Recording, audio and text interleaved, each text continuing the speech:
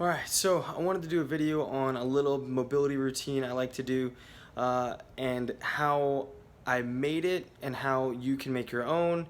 Use this as sort of like a rough draft or a starting guide.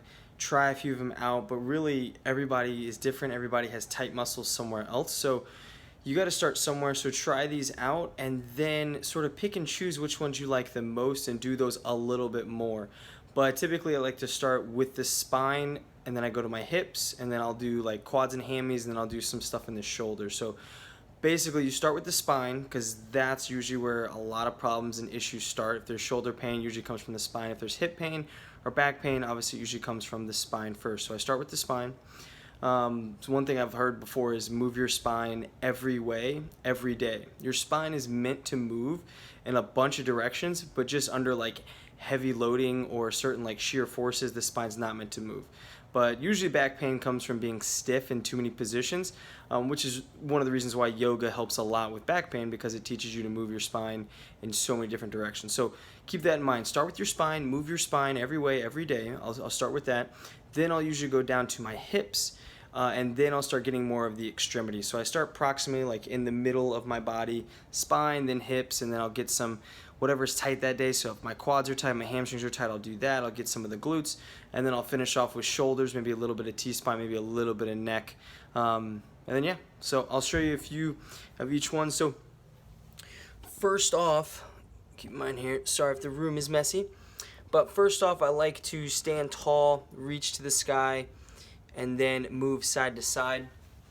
So as you're here, just like in a yoga class, you would just reach really high up to elongate everything, and then I'll link my fingers and then just reach side to side. Once again, the spine is meant to move this way, but we never do, so it just gets stiff. So I'll move side to side a few times, maybe 5 to 10 times, however it feels that day. If something's sore, if my lats are sore, if my back is sore, just moving a couple times. I'll reach up, I'll reach down, just stretch, bend over for a little bit. I'll come back up, same thing, reach up, move side to side a couple times. I'll reach down again, stretch out a little bit. And then from there I go down to the ground. I'm just gonna adjust the camera a little bit. Bring it back. Now from there I would just walk my hands down here, and then I'm in this plank position. I go down to my belly, and then still on the spine I'd go into this cobra pose, which is meant to stretch out the front abs as well as elongate the spine again. So shoulder blades down, reach your chin up, try to breathe here. So you hear me struggling to breathe, I want to take a big breath in, relax it out. If you're struggling to breathe too much or this hurts, start smaller. Just come up about this high. Really try to feel the mid-back stretch and the abs stretch. Then maybe you can work your way up a little bit higher. And then I'll do some downward dog in between these. I'll push back up. If you can see, I'll walk my toes up, push my butt back, and then stretch out the back side of my body. I feel the stretch down my back, my hammies, my calves. Same thing. It's just pulling on those nerves a little bit. I almost call this nerve flossing of the back. And I'll do a few of those. Back down, up, I'll twist. Whatever, if a hip feels tight, I'll twist, come back up, walk the toes up, I'll push back. And that's really how I start with the spine, right? And because of that, I've honestly got rid of a fair amount of back pain. I'm not saying I'm here to cure your back pain, I'm saying it helped me.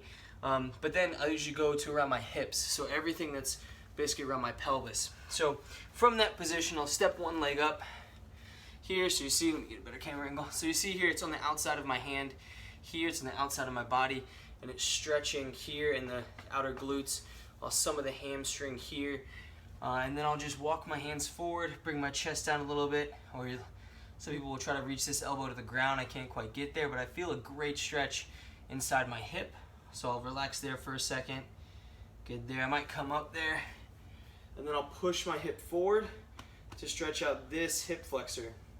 Now I will say this hip flexor in the front side of your body, if it's tight, it connects to your spine through, if I were to do a straight line through the side of my belly button, it connects to my spine. So actually your hip flexors can cause some back pain as well. I'm not saying that's what's causing your back pain. Pretty sure it was causing mine because I was sitting too much, doing too much ab work and not stretching it out. So I need to stretch this out at the end of the day. And if I do it just a few minutes each day, I mean, you'll see this mobility routine is only about 10 to 15 minutes. I really stay healthy. I stay injury free. And it's really just this as I'm going through it. It's 5 minutes if you're short on time, which you're usually not at the end of the day before you go to bed.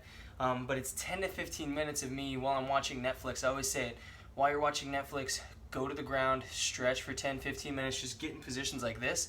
I'm not yanking, I'm not concentrating on it, I'm just in the position and kind of feeling the stretch. I'm not trying to be more flexible, I'm literally just unwinding the tightness that happens throughout the day, right? We're almost guaranteed to be static now. We're almost guaranteed to have times where we have to sit still because we don't work out in the farm. So we get tight in these static positions. So spending 5 to 10 minutes at the end of the day, I call it unwinding everything, unwinding all the tightness that you built up throughout the day. It really does keep you healthy. And then, if you're watching this video, you're probably one of my clients that's strength training, pushing their bodies, pushing their muscles. If we keep training these muscles, they get tighter and tighter and tighter and stronger, which is good.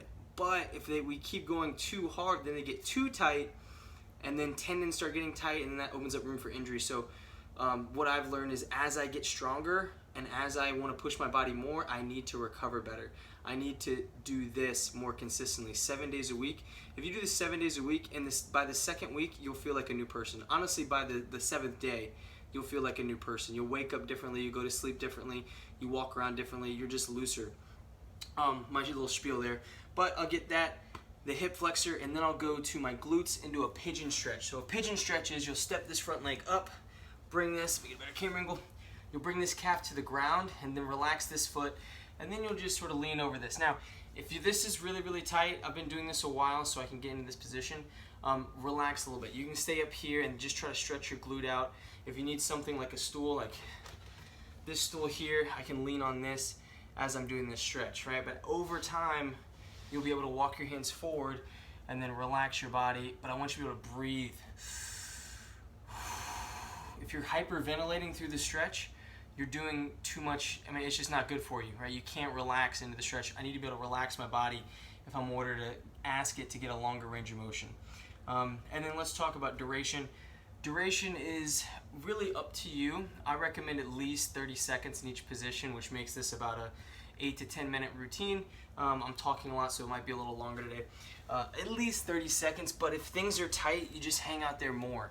If things are tight, I might hang out there for a minute, sometimes even 2 minutes into a stretch, because I know it's really, really tight and it's good for me. So, I mean, honestly, like I broken record here, the longest I'll do this is for 15 minutes, maybe 20 minutes every once in a while. But still, that's one episode of something on Netflix, right, or less than that. So, glutes here. So I'll go glutes there, and then that really gets most of the stuff around my hips. So now I'll go to more specific stuff. Like I'll usually go to quads from here. So now that my hip flexors are loose, my glutes are loose, it's a lot easier to stretch out the quads. I actually found out that if you don't loosen those things first, it's really, really hard to stretch out the quads. I'm not sure why, but that's just something I felt over time. So with this one, you're gonna sit back on your feet, and even so, this position might be uncomfortable for your ankles. If so, just put a pillow underneath your ankles, but over time, this will get better, I promise. You'll sit down here, and then you'll lean back like this. Now, some yogis can lay their back fully on the ground. That's not me, but getting to this position, I'll tell you what, took me probably 2 weeks, maybe even more than that, maybe close to a month to really get comfortable in this position. Now I can actually like relax in this stretch.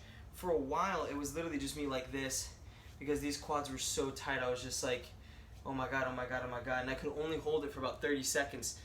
But I did it 7 days a week, and it eventually came to this. And now I can comfortably even just sit here, no tension, right? The ankles still get a little tight, but it takes time. But it's still just 10, 15 minutes every single day. Go to the ground, do a little bit of stretching. If it's in between, if you're working from home right now, go to the ground, do a few of these stretches that feel good.